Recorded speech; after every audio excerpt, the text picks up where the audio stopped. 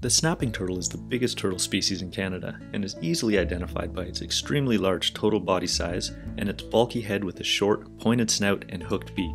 As one might assume, the word serpentina in the scientific name refers to the long, snake-like neck that allows the turtle to extend its head far from its body. While especially evident in younger turtles, even older adults have prominent ridges on the top of their shell, called the carapace, which can either be completely smooth in appearance or covered in algae. The bottom part of the shell, or plastron, is greatly reduced in this species. Furthering this turtle's dinosaur-like appearance is a long, scaly tail and heavy, curved claws. For the most part, baby and juvenile snapping turtles resemble adults, with the ridged carapace, reduced plastron, large head, and long tail being the most obvious characteristics. The snapping turtle is not easily confused with other turtles. However, another Ontario species, the stinkpot or common musk turtle, also has a reduced plastron and sometimes feisty attitude when defending itself, which can cause it to be confused with a young snapping turtle. Nevertheless, the stinkpot's small adult size, short tail, and highly domed shell distinguish it from the snapping turtle. This species has a rather large range and can be found throughout southwest, central, and eastern Ontario, and also extending slightly into northern and northwestern Ontario. The life history of all turtle species is similar, and the snapping turtle is no exception. This species takes a very long time to reach maturity, taking 17 to 20 years in the northern part of the range. Adult survival is very high from 1 year to the next, and they are extremely long-lived, with estimates exceeding 50 years and theoretical limits of 100 years or more.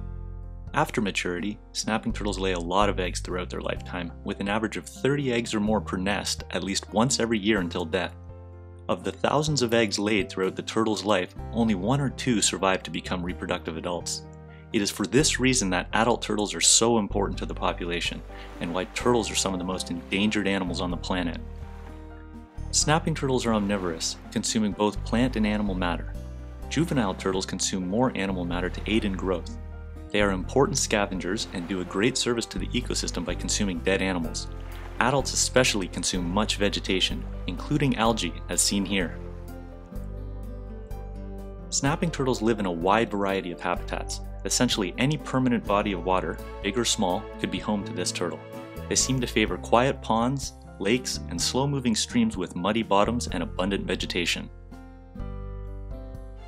This turtle is designated as a species at risk in Ontario and Canada.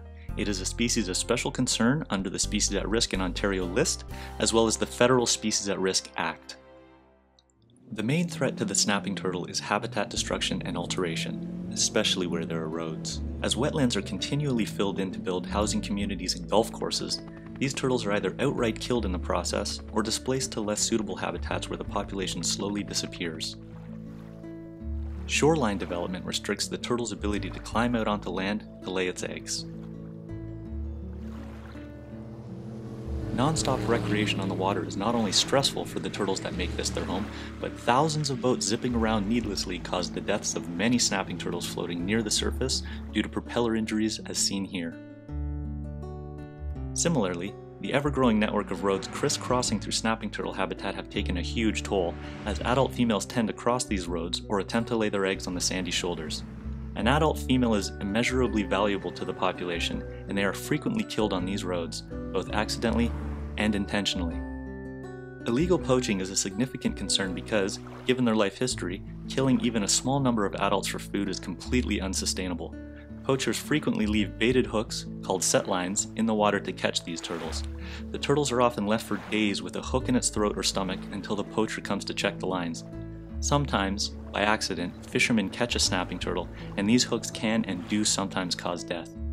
While predators are a natural part of the ecosystem, due to increased human settlement, certain predators such as raccoons, skunks, and foxes, for example, are at unnaturally high levels. We call these subsidized predators as they occur at high levels due to the garbage, food crops, etc. provided by people. In areas where subsidized predators occur, nearly 100% of turtle nests are destroyed every single year, as is seen in these night vision recordings. Snapping turtles are in trouble, but there are ways you can help.